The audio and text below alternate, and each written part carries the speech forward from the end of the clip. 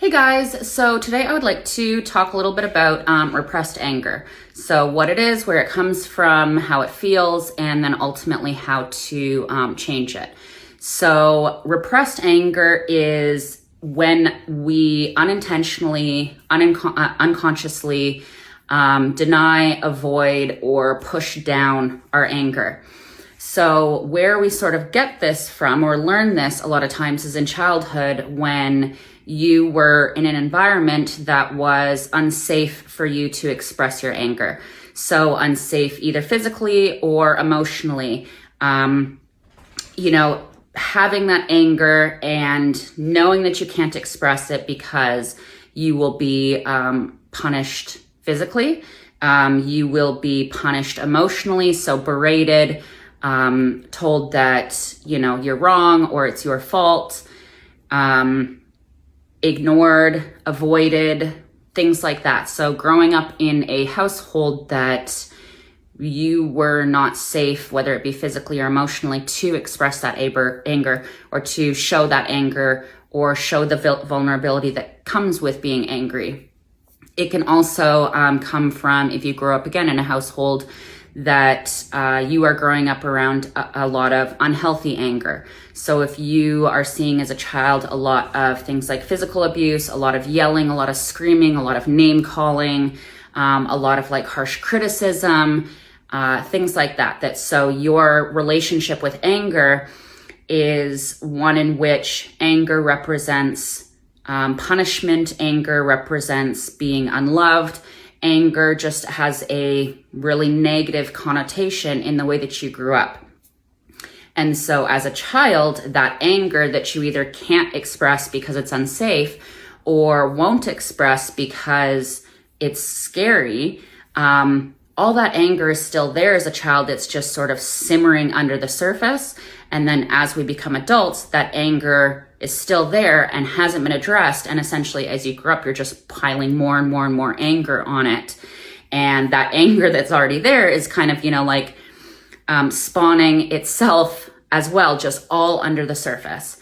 So what does it sort of feel like? How do you know that you have repressed anger? So if you have a hard time feeling anger or recognizing what you're feeling is anger, if you never feel angry, but you do feel like extreme sadness or depression often, if you overuse sarcasm and cynicism quite often, if you are uncomfortable being around conflict or confrontation or experiencing it yourself, if you feel guilty or shameful or evil when you are angry, if you tend to hold grudges and really ruminate, sit and just think over and over and over and over again about what you perceived somebody did to you or how somebody harmed you. If you ignore upsetting people or upsetting things, just because you don't want to address it. So it's just like, yeah, that person pisses me off. I'm never going to say anything. I'm not going to do anything about it, but I'm going to ignore them. If you oftentimes feel bitter or envious or resentful of other people, if you become very uncomfortable when other people express anger, not unhealthy anger, but like a healthy form of anger, if that makes you feel very uncomfortable, or if you are quite passive aggressive. Those are sort of like some characteristics of harboring harboring repressed anger. Those can sometimes be some sort of telltale signs that might be what's happening. So first of all, I would just like to say here, anger is healthy. Anger is necessary. Healthy anger is really something that we want to have and that we want to express and that we want to acknowledge, because anger is a great way to know when somebody has crossed a boundary for you. So if you feel like somebody has harmed you, if you feel like somebody has done a disservice, if you feel like somebody has deceived you, if you feel like somebody has hurt you, anger can oftentimes be like a warning sign, like that sort of red flag going, ooh, something's happening here. There's something here that I need to address. Now, does that mean that we necessarily like act out of anger? No, but having that emotion and recognizing, hey, this feels like anger. What I'm feeling right now is anger, can give you pause to go, ooh, yeah, I need to address something here because I am not feeling good about this. And anger can also be sort of like one of those easier emotions to feel, and as opposed to feeling things like hurt or pain or any of those sort of other feelings, that anger can be the warning sign of like, ooh, yeah, I'm angry now. And so I'm going to feel that anger. But I know that once that anger sort of dissipates, I know that there's going to be a lot of hurt here. And that anger going off is what alerted me to this hurt and this pain that I really need to address. So anger in and of itself is actually really healthy to have. It allows us to know when a line has been crossed for us. But that doesn't mean that we want to make decisions out of that anger. We can, but once we've kind of felt it and have moved through it a little bit, we can use that anger as a great way to say, you know what, I'm ticked off about this, and I'm going to use this feeling to make sure that this boundary stays up and nobody's walking over this boundary. So you can also use it in a way of like setting boundaries, but again, setting those boundaries from a place of mindfulness and a place of, calmness, but then using that little bit of fire that you can get from the anger to go, yeah, no, this baby's not getting crossed anymore. So anger in and of itself is actually really healthy, and it really helps us to like know when something is going on. Unhealthy anger, things like abusive anger, screaming, yelling, name calling, criticizing, physical abuse, things like that is very unhealthy anger. And repressed anger is also super unhealthy because, one, like emotionally, you're not allowed to express, or not feeling like you're allowed to express, a part of who you are and a part of what your needs are, whether it be because physically it's unsafe, or mentally or emotionally it's unsafe. It's still there. Anger doesn't go away, just like any of our other emotions. Just because we don't acknowledge them per se does not mean that they go away. They're still there. And anger has a really nifty way of kind of getting itself stuck under the skin and just kind of ramping up higher and higher and higher, but it's still there. So what does it do to our bodies? As we know with like anything, if we don't acknowledge it in our bodies, it doesn't mean that it goes away. It means that it's still there, and we are just not acknowledging the impacts that it has.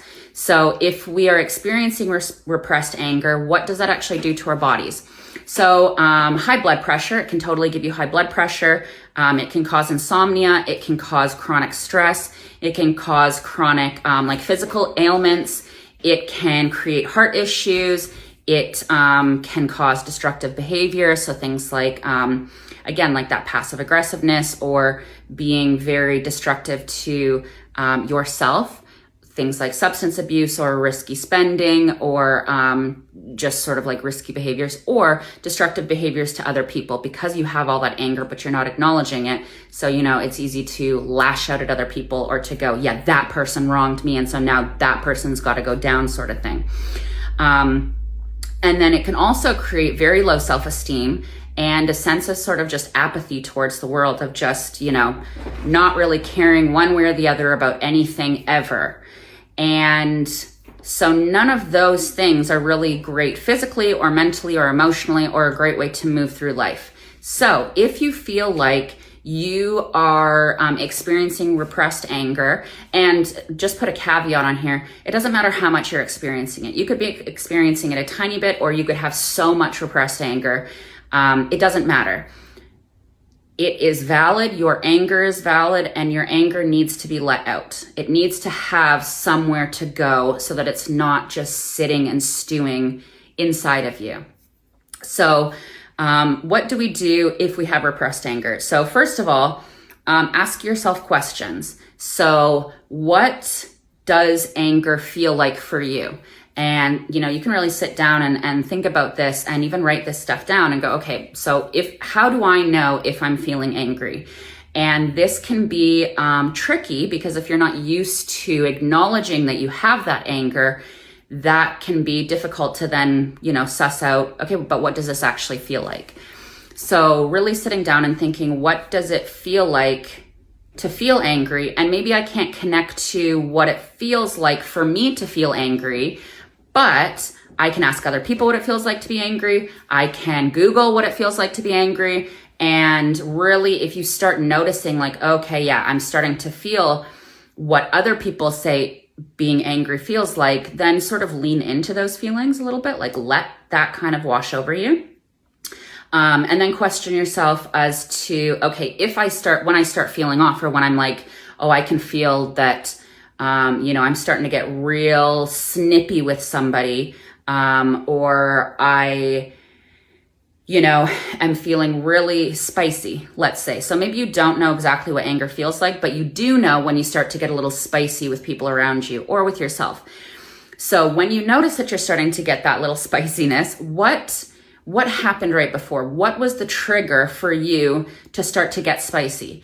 And when you can start kind of paying attention to your triggers, then that sort of gives you insight into where that anger is coming from, where that repressed anger might be coming from, and sort of a roadmap to go like, okay, so these are the things that make me angry, and then sort of investigate further from there. And then lastly, what is your anger telling you that you need? So what needs are not being met? And what, just what in your life is the anger telling you about? What boundaries are being crossed? What needs are not being met? Who are the people that you're actually angry with, versus the people, sometimes it can be really hard to be angry at the person that we actually have anger for, especially if they're like parental figures.